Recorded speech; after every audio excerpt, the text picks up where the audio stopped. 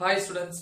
So இன்னைக்கு நம்ம பார்க்கக்கூடிய ஒரு முக்கியமான கொஸ்டின், அதுவும் 12ஆம் வகுப்பு தமிழ் மீடியம் ஸ்டூடெண்ட்ஸ்க்காக. இங்கிலீஷ் மீடியம் ஆல்ரெடி நான் வந்து நிறைய வீடியோ போட்டிருக்கேன், நீங்க அதை பாருங்க.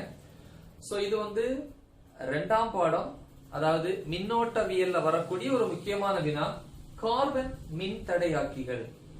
ஸோ இதுல வந்து பாத்தீங்க அப்படின்னா மின் தடை அப்படின்னு என்ன? மின்னோட்டத்தை தடுக்கிறது. அப்ப மின்தடையாக்கிகள் அப்படின்னா இது ஒரு பொருளை குறிக்கும். இதோட வேலை என்ன? மின்னோட்டத்தை தடுக்கக்கூடியது. அப்ப மின்னோட்டத்தை தடுக்கும் போது அது எதா மாறும் அப்படின்னா வெப்ப ஆற்றலா மாறும் இல்லையா?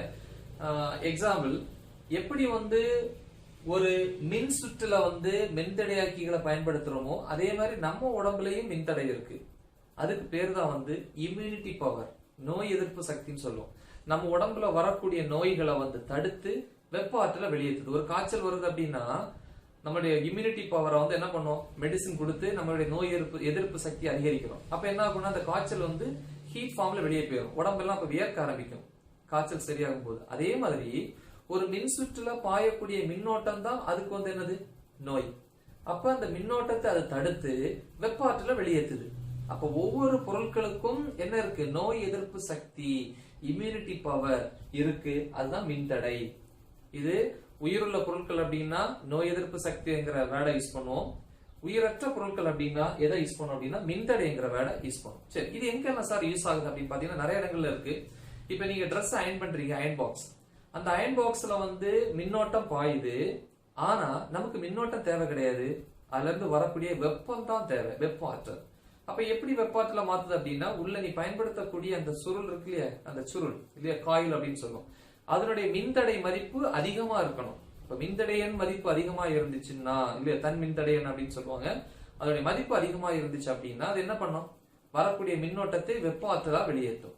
ஒரு பல்பு இருக்கு, பல்புல வந்து பாத்தீங்கன்னா 100% வந்து உள்ள என்ன வருது அப்படின்னா மின்னோட்டம் வருதுன்னா, அந்த டங்ஸ்டன் இலையில வந்து அந்த மின்னோட்டம் பாஞ்சு அந்த இலை என்ன பண்ணுது அப்படின்னா 95% அந்த மின்னோட்டத்தை வந்து என்ன பண்ணுது? 100% வெப்பாற்றல மாத்துது. 5% மட்டும்தான் பல்பு எரியறதுக்கு உதவுது. மீது 95% வந்து வெப்ப ஆற்றல வேஸ்ட் ஆகுது.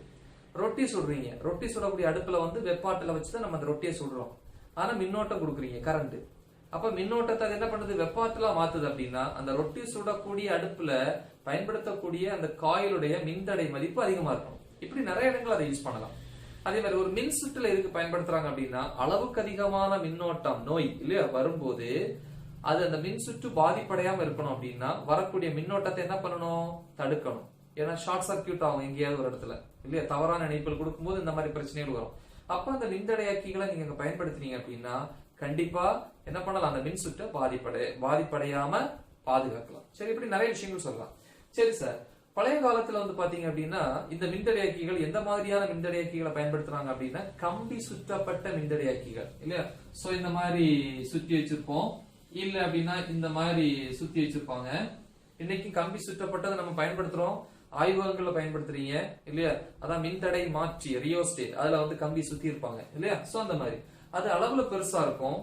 சில நேரங்கள்ல சில இடங்கள்ல வந்து ஒயர் உருகி இருந்தா, மெல்ட் ஆயிருந்துச்சு அப்படின்னா அந்த இடம் வீக்கா இருக்கும். திருப்பி மின்னோட்டம் வரும்போது கட் ஆயிரும், நம்மளால கண்டுபிடிக்க முடியாது.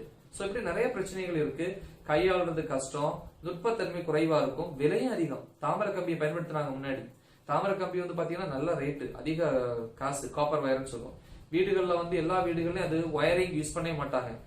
கொஞ்சம் வசதியான வீடுகள் தான் என்ன பண்ணுவாங்க, ஒயரிங்க்கு வந்து அந்த காப்பர் வயரை, தாமரை கம்பியை பயன்படுத்துறாங்க. அந்த அளவு விலை அதிகமா இருக்கும். அதனால என்ன பண்றாங்க அப்படின்னா கையாளுறதுக்கு வசதியாகவும் துல்லியத்தன்மை அதிகமாகவும் இருக்கக்கூடிய மின்தடையாக்கிகளை வந்து வடிவமைக்கிறாங்க. சோ அப்படி வடிவமைச்ச மின்தடையாக்கி தான் இது கார்பன் மின்தடையாக்கிகள். இதோடைய ₹1 கொடுத்தீங்க அப்படின்னா ₹1 1 அல்லது 2 மின்தடையாக்கிகள் கிடைக்கும். சரியா?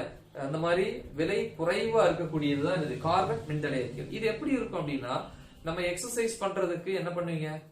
டம்பிள்ஸ் யூஸ் பண்ணீங்க. முன்னாடி வந்து இப்ப வந்து டிஃபரெண்ட் டிசைன்ல வந்துச்சு. ஸ்டார்டிங்ல இருக்கும்போது ஒரு டிசைன் இருந்துச்சு. சோ அந்த வடிவத்துல தான் இந்த மின்தடையாக்கிகள் இருக்கும். எப்படின்னு பாருங்க, சி. சோ இந்த மாதிரி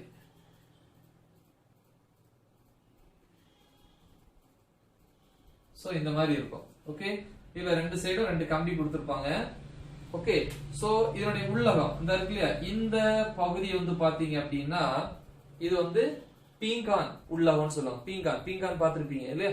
சோ பீங்கான் உள்ளகம் பீங்கான் உள்ளகம். இதுக்கு மேல என்ன பண்ணிருப்பாங்க அப்படின்னா மெல்லிசா என்ன பண்ணிருப்பாங்க, கார்பன். கார்பன் தெரியும் இல்லையா, அந்த கார்பன் என்ன பண்ணிருப்பாங்கன்னா கோட் பண்ணிருப்பாங்க, thin layer of carbon. So இது எப்படி இருக்கும்னா பாலிஷ்டா இருக்கும். ஓகே, சோ இந்த மின்தடையாக்கிக்கு பேரு தான், இதுக்கு பேரு தான் கார்பன் மின்தடையாக்கி. சோ உள்ள இருக்கக்கூடிய இந்த பீங்கான் உள்ளகம் வந்து என்ன பண்ணும் அப்படின்னா அளவுக்கு அதிகமான வரக்கூடிய மின்னோட்டத்தை என்ன பண்ணாத அலோவ் பண்ணாது. சோ இது வந்து மின்னோட்டத்தை தடுக்கும் ஒரு சாதனம் அப்படின்னு கூட சொல்லலாம். சரியா? சோ அளவுக்கு அதிகமா வந்துச்சு அப்படின்னா அதை முடிஞ்ச வரைக்கும் தடுத்து வெப்ப ஆற்றலா மாத்தி அதை மேற்கொண்டு இருக்கிறத மட்டும்தான் என்ன பண்ணும் அப்படின்னா தேவையானதை மட்டும்தான் என்ன பண்ணும்ல அலோவ் பண்ணும். அப்ப அதுக்கு தகுந்த மாதிரி மதிப்பு இருக்கக்கூடிய மின்தடையாக்கிகளை நம்ம என்ன பண்ணிக்கணும், பயன்படுத்திக்கணும். சரி, பழைய காலத்துல நான் என்ன சொன்னேன், கம்பி சுற்றப்பட்ட வகை மின்தடையாக்கிகளை பயன்படுத்துறாங்க. ஒரு கம்பியை நான் கட் பண்ணி கையில கொடுத்துட்டு என்னுடைய மின்தடை, அதாவது இம்யூனிட்டி பவர், நோய் எதிர்ப்பு சக்தி எவ்வளவுன்னு கேட்டா நம்மளால சொல்ல முடியாது. அதுல எந்த சிம்டமும் எதுவுமே மென்ஷன் பண்ணியிருக்காது.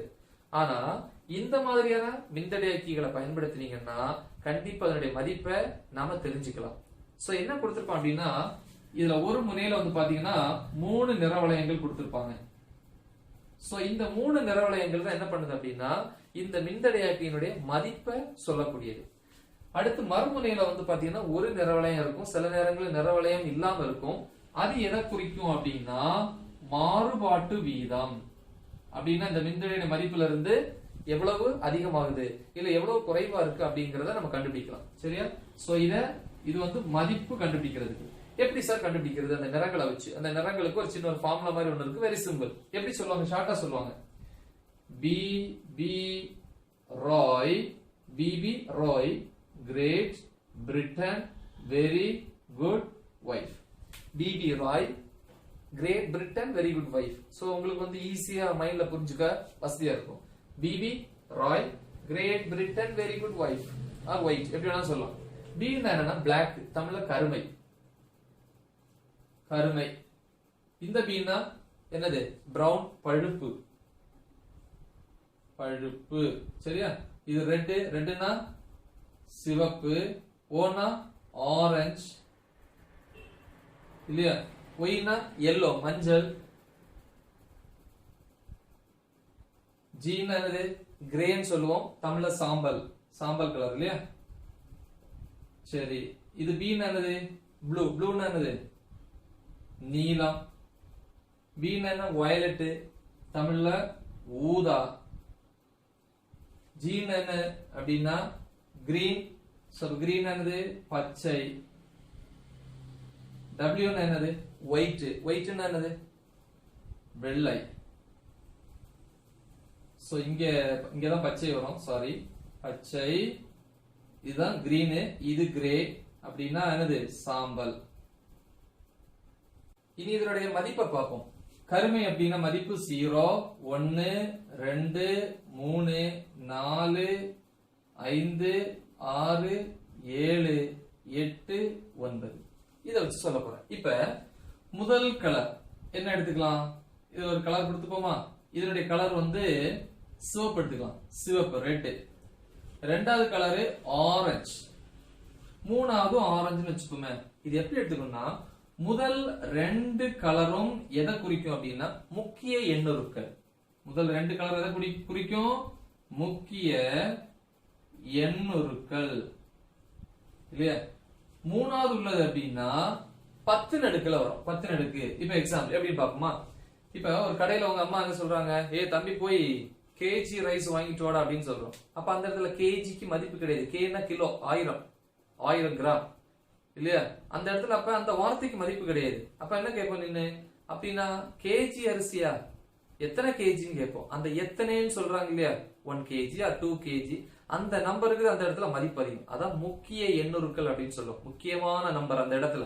அப்ப அங்க கேக்கு, கிலோக்கு மதிப்பு கிடையாது, முன்னாடி சொல்லக்கூடிய நம்பர். அப்ப என்ன சொல்லுவாங்க, 5 கேஜி. அப்ப அந்த 5 சொல்றாங்க இல்லையா, இதுதான் முக்கிய எண்ணுருன்னு சொல்லுவாங்க. ஓகே, அதே மாதிரிதான் இங்கே. அப்ப 6 என்னது சிகப்பு, சிகப்புடைய நம்பர் எத்தனை, 2. அடுத்து ஓ ஆரஞ்சு, ஆரஞ்சுடைய நம்பர் என்ன 3. அடுத்து மூணாவது இருக்கு பாத்தியா ஆரஞ்சு, அத 10 நடுக்குல எழுதணும். அப்ப இன்டு 10 நடுக்கு ஆரஞ்சு, ஆரஞ்சு கலர் நம்பர் என்ன 3. அப்ப 23 into 10 power 3 என்னது 10 power 3 என்ன கிலோ 1000. அப்ப 23 கிலோ மின்தடையினுடைய அலகு என்னது ஓம் இல்லையா? இது யாரு எக்ஸ்பிளைன் பண்ணது? இந்த மின்தடை இந்த வேர்டிங்ஸ் வந்து அதிகமா எக்ஸ்பிளைன் பண்ணது இதை கொண்டு வந்தது யாரு அப்படின்னா ஜார்ஜ் சைமன் ஓம் இல்லையா? சோ ஓமின் விதின்னு படிச்சிருப்பீங்க. சரி, கிலோ ஓம். சோ இத வச்சு இதோட எக்ஸாக்ட் வரும்னு சொல்ல முடியாது. இதனுடைய மறுபக்கம் இருக்கு பாருங்க. இதுல சில நேரங்கள்ல நிறம் இருக்காது, நிறமற்றதா இருக்கும். இல்லன்னா வந்து இன்னொரு 2 கலர் அப்படின்னா உலோக நிறவளையங்கள். உலோகம் ஒண்ணு தங்கம், தங்கமா இருந்துச்சுன்னா 5% மாறுபாடு. அப்புறம் வந்து வெள்ளி, வெள்ளி இருந்துச்சு அப்படின்னா 10%. இங்க எந்த நிறவளையங்கள் இல்ல அப்படின்னா 20%. அப்படின்னு என்ன அர்த்தம் தெரியுமா? என்னுடைய மின்தடை மதிப்பு 23 கிலோ ஓம் அப்படின்னு சொல்ல முடியாது. பிளஸ் ஆர் மைனஸ் இங்க நிறவளையங்கள் இல்ல அப்படின்னா 20%. அப்படின்னா 23 கிலோ ஓம்ல இருந்து 20% பிளஸ்ஸா இருக்கலாம். 20% எவ்வளவு? 10%னா 2.3 கிலோ இல்லையா? சாரி, ஆமா அப்படிதானே. 10%னா 2.3, 20%னா 4.6 கிலோ ஓம். அப்ப 23 கிலோ ஓம் பிளஸ் 4.6 அப்ப எவ்வளவு வருது? 27.6 கிலோ ஓம் இதனுடைய மதிப்பு. அப்ப ஒண்ணி 27.6 கிலோ ஓமா இருக்கலாம், அதான் பிளஸ் 20% இருக்கலாம், இல்லன்னா மைனஸ் 20%. இதுல இருந்து 4.6 மைனஸ் பண்ணலாம். அப்ப இந்த ரெண்டுக்கு இடைப்பட்ட வேல்யூவா இருக்கும். ஓகேவா? அப்ப நிற வளையங்கள் கொடுக்கல அப்படின்னா பிளஸ் ஆர் மைனஸ் 20%, அதான் மாறுபாட்டு வீதம். ஒருவேளை வந்து தங்கம் இல்லையா, நிற வளையம் வந்து இங்க என்ன கொடுக்குறான்? இது வந்து தங்கம், கோல்டு இல்லையா? கோல்டு கொடுத்திருந்தா அப்படின்னா பிளஸ் ஆர் மைனஸ் 5%. அப்படின்னா இதுல இருந்து 5% மதிப்பு அதிகமா இருக்கும், இல்லன்னா 5% மதிப்பு குறைவா இருக்கும். அப்ப இதுல 10% எவ்வளவு? 2.3K. அப்ப 5%னா அதுல பாதி. ஓகேவா? சோ இப்படிதான் ஒரு கார்பன் மின்தடையாக்கினுடைய மதிப்பை வந்து என்ன பண்ணுவாங்கன்னா கண்டுபிடிப்பாங்க. அப்ப ஈஸி. அப்ப இதை வச்சு நம்ம என்ன பண்ணலாம்? ஈஸியா வந்து அந்த மின்தடையாக்கிய வந்து நம்ம அந்த மின்சுற்றுல பயன்படுத்தலாம். சோ இது ரொம்ப நம்பகத்தன்மை உடைய ஒரு மின்தடையாக்கி. சோ நல்ல தெளிவா பிராக்டிஸ் பண்ணுங்க. ஓகே, சப்போஸ் வந்து 1 மார்க்ல கேக்குறாங்க, இப்படி கொடுத்துட்டு கேக்குற ஆப்ஷன்ல இந்த மாதிரி இங்க கோல்டு இந்த வார்த்தையே சொல்லல, ஆனா கொடுக்கக்கூடிய ஆப்ஷன்ல எதுவுமே இந்த பிளஸ் ஆர் மைனஸே கொடுக்கல அப்படின்னா இதை டிக் பண்ணணும். ஒருவேளை பிளஸ் ஆர் மைனஸ் கொடுத்து தங்க வளையம் அல்லது எந்த வளையமே கொடுக்கல, வளையமே கொடுக்கல அப்படின்னா மாறுபாட்டு வீதம் அளவு நிறமற்றதுன்னா 20%. இதுதான் உண்மையான ஆன்சர். 2 ஆப்ஷன் கொடுத்திருக்கான், 23 கிலோ ஓம், இன்னொன்னு இப்படி. இதை டிக் பண்ணக்கூடாது, இதுதான் டிக் பண்ணணும். ஒருவேளை இந்த ஆப்ஷன் கொடுக்கல அப்படின்னா தான் இதை நீ டிக் பண்ணணும். கிளியர்? சோ இது ஒரு முக்கியமான கொஸ்டின். நல்லா பிராக்டிஸ் பண்ணுங்க, உங்க ஃப்ரெண்ட்ஸுக்கு இதை ஷேர் பண்ணுங்க. All the best.